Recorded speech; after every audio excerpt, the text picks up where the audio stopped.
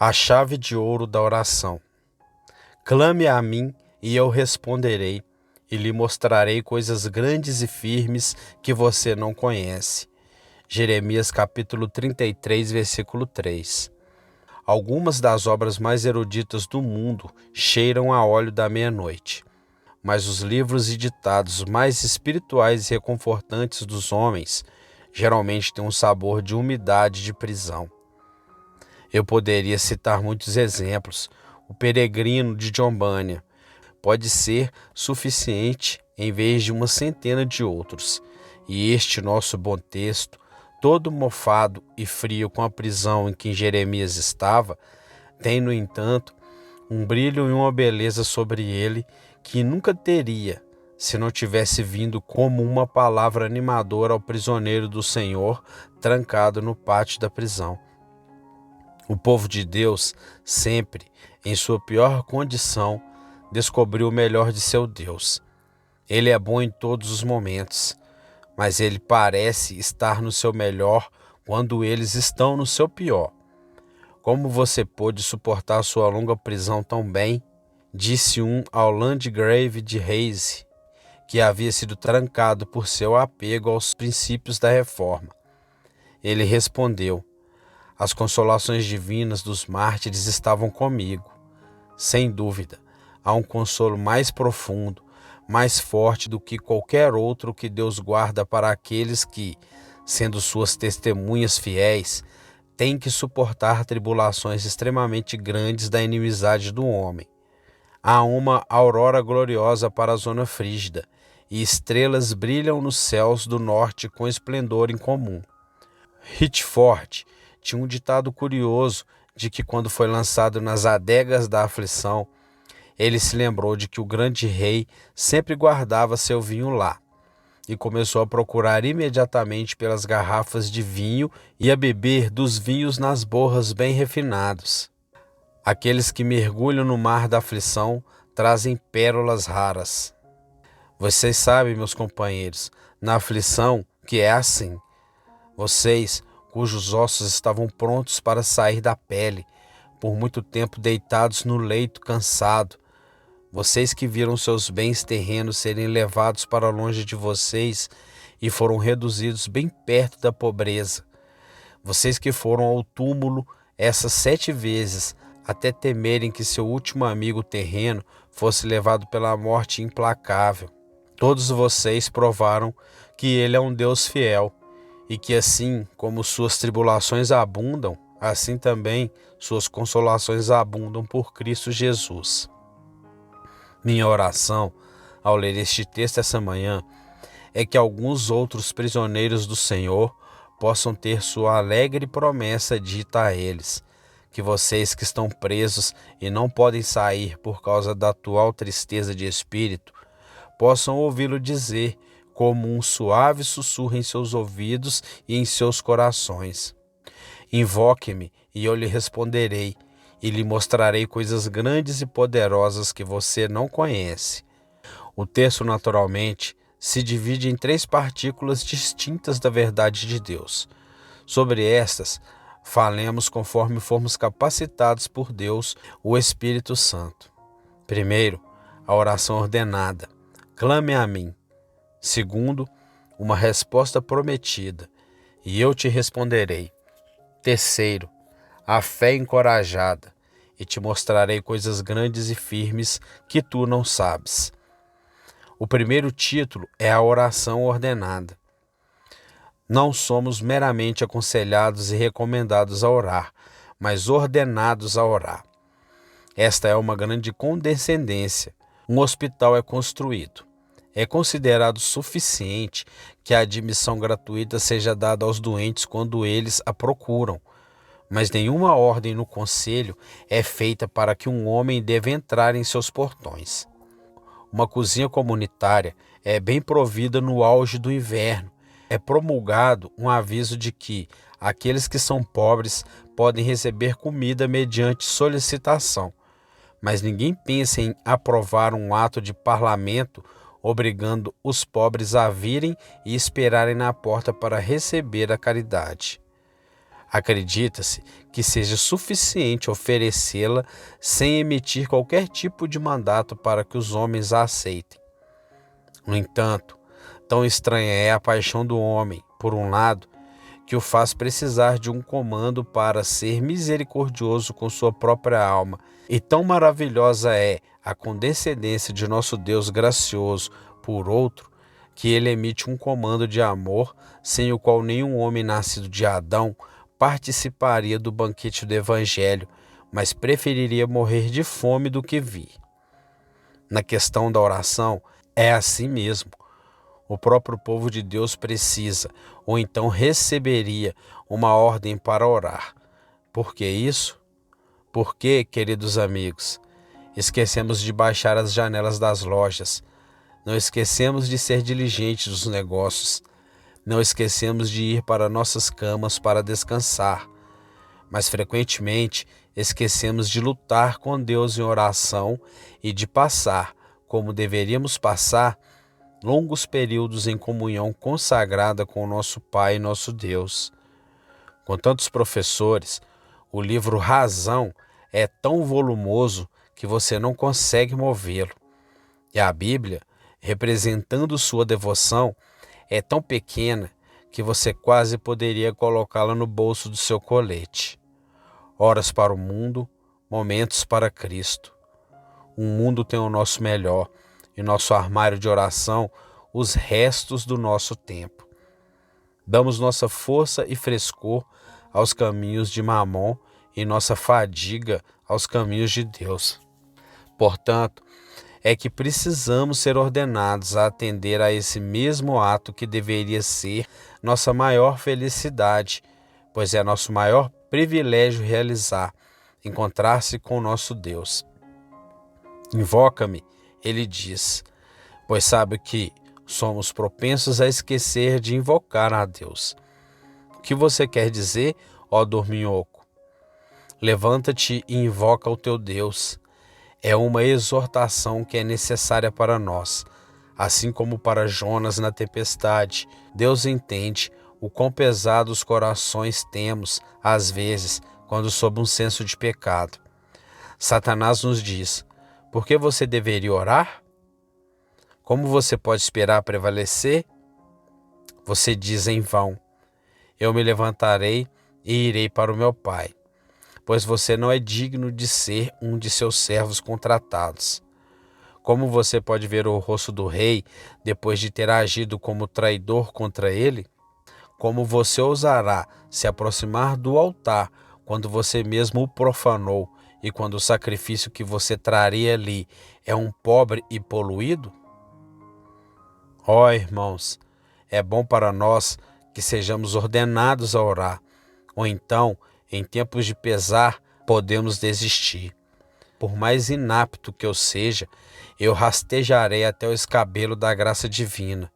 E já que ele diz, ore sem cessar, embora minhas palavras me faltem e meu próprio coração vagueie, ainda assim eu gaguejarei os desejos da minha alma faminta e direi: ó Deus, pelo menos me ensina a orar e me ajude a prevalecer com você. Não somos ordenados a orar também por causa da nossa frequente descrença?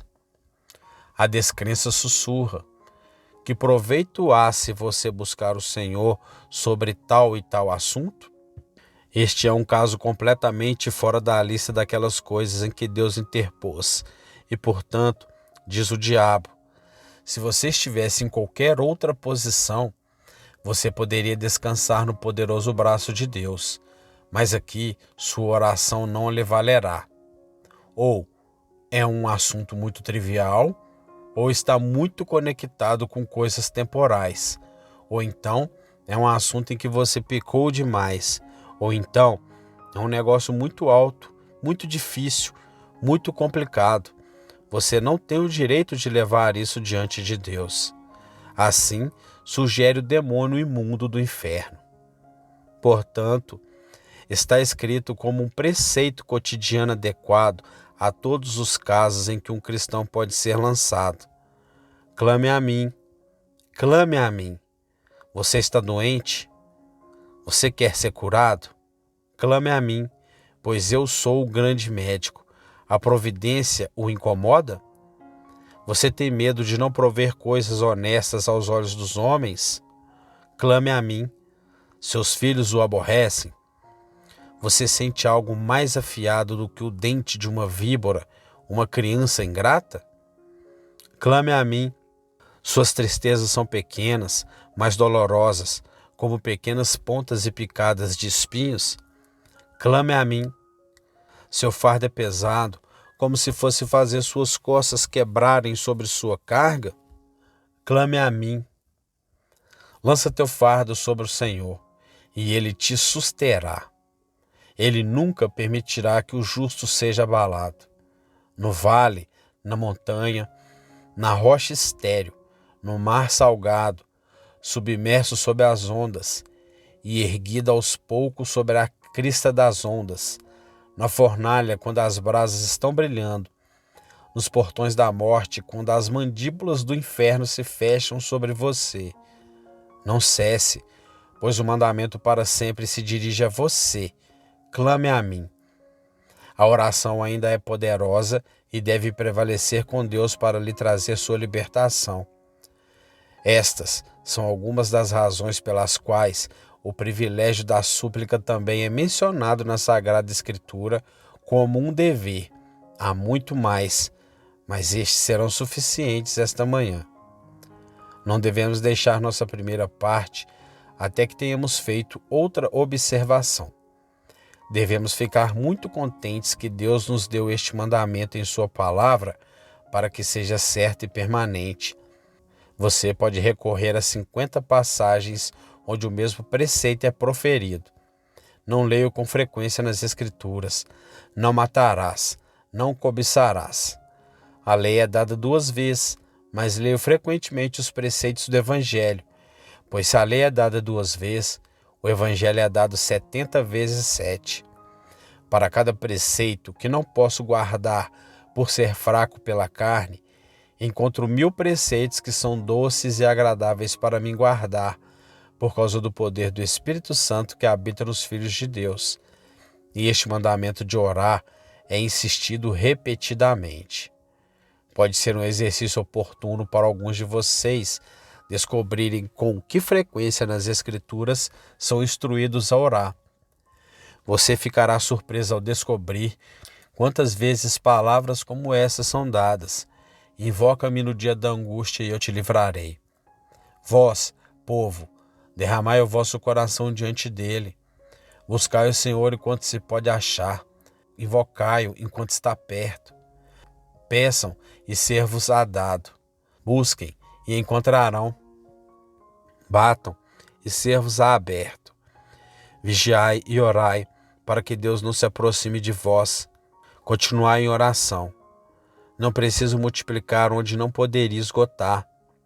Escolho 2 ou 3 deste grande saco de pérolas. Vamos, cristão. Você nunca deve questionar se tem o direito de orar. Você nunca deve perguntar: posso ter permissão para entrar em sua presença? Quando você tem tantos mandamentos e os mandamentos de Deus são todos promessas e todas as capacitações, você pode chegar corajosamente ao trono da graça pelo novo e vivo caminho através do véu rasgado. Mas há momentos em que Deus não apenas ordena que seu povo ore na Bíblia, mas também os ordena a orar diretamente pelos movimentos de seu Espírito Santo. Vocês que conhecem a vida interior me entendem imediatamente. Vocês sentem de repente, possivelmente no meio dos negócios, o pensamento urgente de que devem se retirar para orar. Pode ser que, a princípio, vocês não tomem nota particular da inclinação, mas ela vem de novo e de novo e de novo. Retirem-se e orem. Acho que, na questão da oração, eu mesmo sou muito parecido com uma roda d'água que corre bem quando há bastante água, mas que gira com muito pouca força quando o riacho está ficando raso.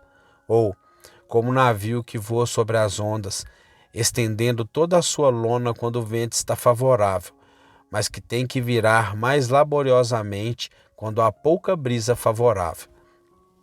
Agora, me ocorre que sempre que o nosso Senhor lhe dá inclinação especial para orar, você deve dobrar sua diligência. Você deve sempre orar e não desfalecer. Ainda assim, quando ele lhe dá o anseio especial pela oração e você sente uma aptidão e prazer peculiares nela, você tem, além do comando que é constantemente obrigatório, outro comando que deve compeli-lo à obediência alegre. Em tais momentos, acho que podemos estar na posição de Davi, a quem o Senhor disse: quando ouvires um som de algo andando no topo das amoreiras, então te agitarás. Esse andar no topo das amoreiras pode ter sido os passos de anjos apressando-se para ajudar Davi. E então Davi deveria ferir os filisteus. E quando as misericórdias de Deus estão chegando, seus passos são nossos desejos de orar. E nossos desejos de orar devem ser imediatamente uma indicação de que o tempo determinado para favorecer Sião chegou. Semeie abundantemente agora, pois você pode semear com esperança. Are alegremente agora, pois sua colheita é certa. Lute agora, Jacó, pois você está prestes a ser feito um príncipe prevalecente, e seu nome será chamado Israel. Agora é sua hora, mercadores espirituais. O mercado está alto, negocie muito, seu lucro será grande. Cuide para que você use bem a hora de ouro e colha sua colheita enquanto o sol brilha. Quando desfrutamos de visitações do alto, devemos ser peculiarmente constantes na oração. E se algum outro dever menos urgente tiver o primeiro lugar por uma temporada, não será errado e não seremos perdedores, pois quando Deus nos ordena especialmente a orar pelas noções de seu Espírito Santo, então devemos nos agitar em oração. Vamos agora abordar o segundo tópico, uma resposta prometida. Não devemos tolerar nem por um minuto o pensamento medonho e doloroso de que Deus não responderá às orações. Sua natureza, como manifestada em Cristo Jesus, exige isso. Ele se revelou no Evangelho como um Deus de amor, cheio de graça e verdade. E como ele pode se recusar a ajudar aquelas de suas criaturas que, humildemente, em sua própria maneira designada, buscam sua face e fervor? Quando o Senado ateniense, em uma ocasião, achou mais conveniente se reunir ao ar livre enquanto estavam sentados em suas deliberações, um pardal, perseguido por um falcão, voou na direção do Senado. Fortemente pressionado pela ave de rapina, ele buscou abrigo no seio de um dos senadores. Ele, sendo um homem de mofo rude e vulgar, tirou o pássaro de seu seio, jogou-o no chão e o matou. Ao que todo o Senado se levantou em alvoroço e, sem uma única voz discordante, condenou-o à morte, por ser indigno de um assento no Senado com eles, ou de ser chamado de ateniense, se ele não prestasse socorro a uma criatura que confiasse nele. Podemos supor que o Deus do céu, cuja natureza é amor, poderia arrancar de seu seio a pobre pomba esvoaçante que voava da águia da justiça para o seio de sua misericórdia?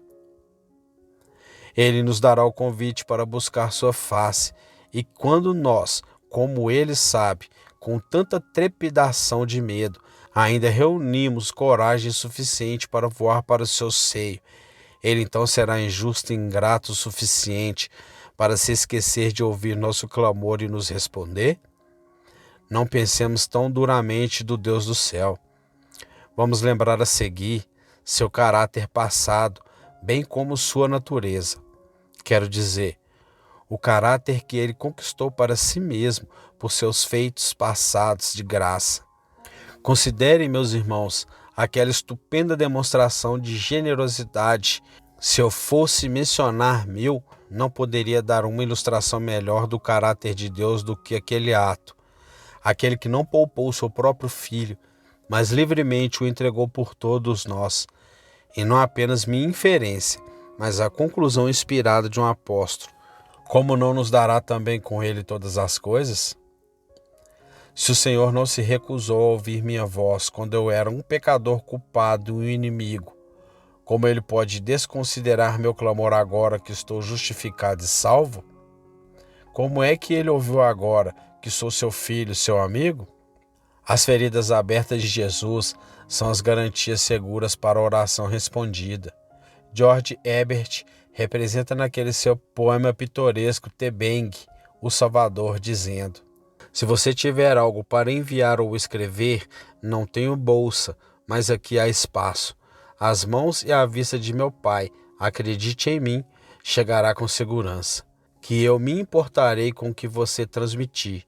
Veja, você pode colocá-lo bem perto de meu coração, ou, se daqui em diante algum dos meus amigos me usar desse jeito, a porta ainda estará aberta.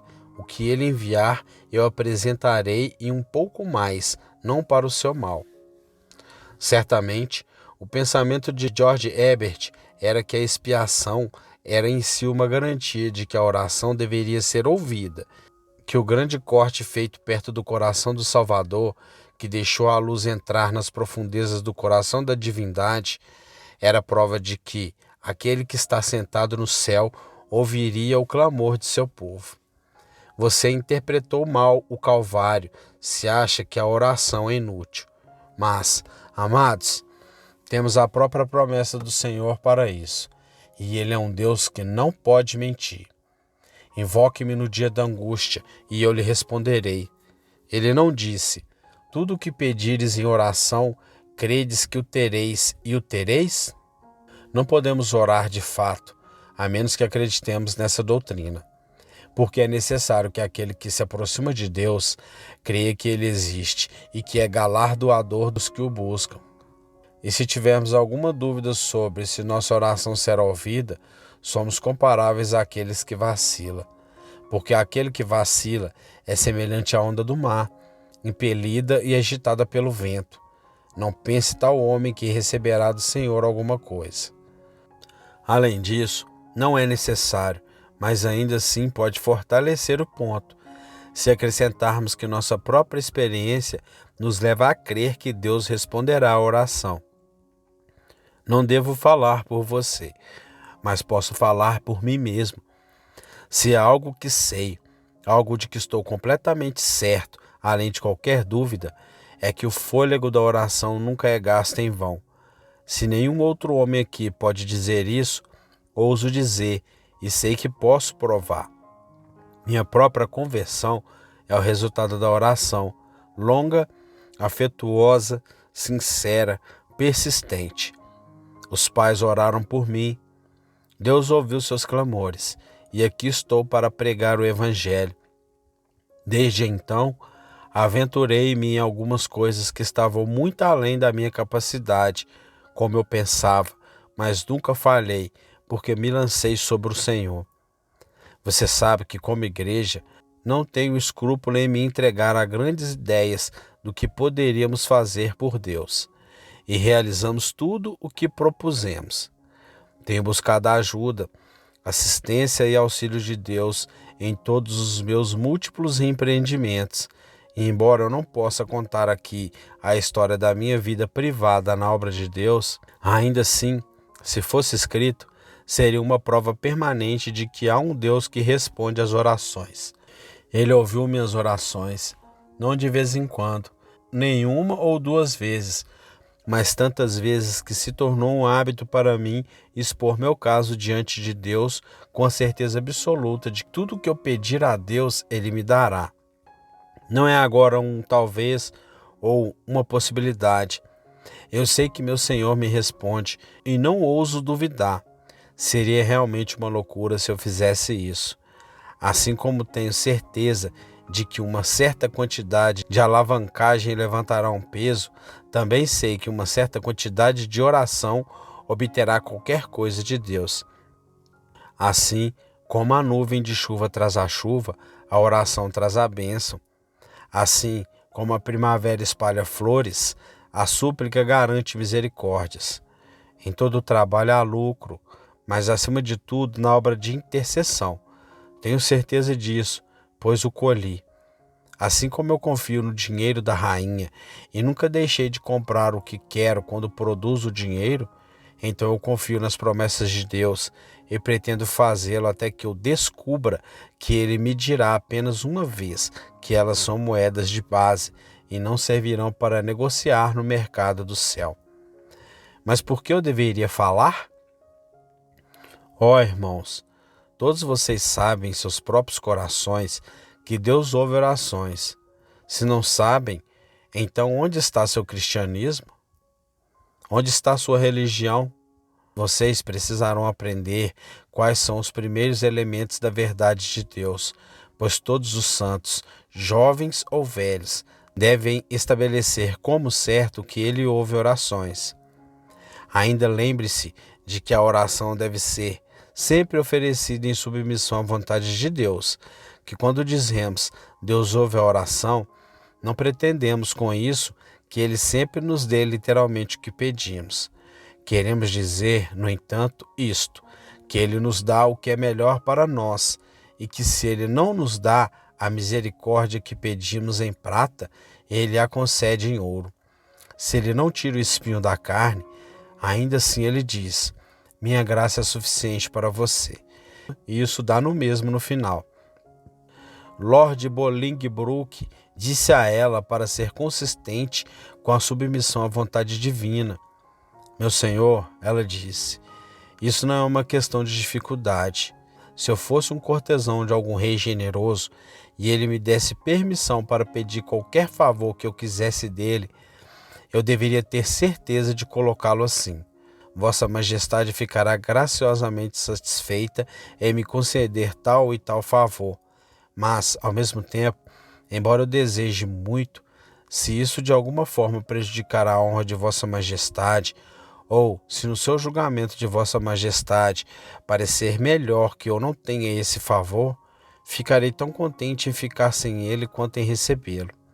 Então, veja, eu poderia sinceramente oferecer uma petição, e ainda assim eu poderia submissamente deixá-la nas mãos do rei. Assim com Deus, nunca oferecemos oração sem inserir essa cláusula, seja em espírito ou em palavras. No entanto, não como eu quero, mas como tu queres. Não a minha vontade, mas a tua seja feita. Só podemos orar sem um "se", quando temos certeza de que nossa vontade deve ser a vontade de Deus, porque a vontade de Deus é totalmente nossa vontade. Um poeta muito caluniado disse bem, homem, considere suas orações como um propósito de amor à sua alma. Estime a providência que levou a elas como um índice de boa vontade de Deus. Então você orará corretamente e suas palavras encontrarão aceitação. Além disso, ao implorar pelos outros, seja grato pela plenitude de sua oração, pois se você estiver pronto para pedir, o Senhor está mais do que pronto para conceder. O sal preserva o mar e os santos sustentam a terra. Suas orações são os 1000 pilares que sustentam o dossel da natureza. Na verdade, uma hora sem oração de alguma mente terrestre fosse uma maldição no calendário do tempo, uma mancha da escuridão da escuridão. Talvez o dia terrível, quando o mundo deve balançar em ruínas, será um não branqueado pela oração. Ele encontrará fé na terra?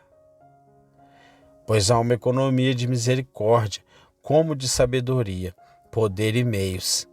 Nenhuma bênção é concedida, não solicitada do tesouro do bem. E o coração caridoso do ser, para depender de quem é a felicidade, nunca retém uma recompensa enquanto o seu súdito ora. Sim, peça o que quiser, ao segundo trono no céu, é seu para que foi designado, não há limite para a oração. E se você deixar de pedir, trema, criatura autossuspensa, pois sua força foi cortada como foi a de Sansão, e a hora de sua condenação chegou.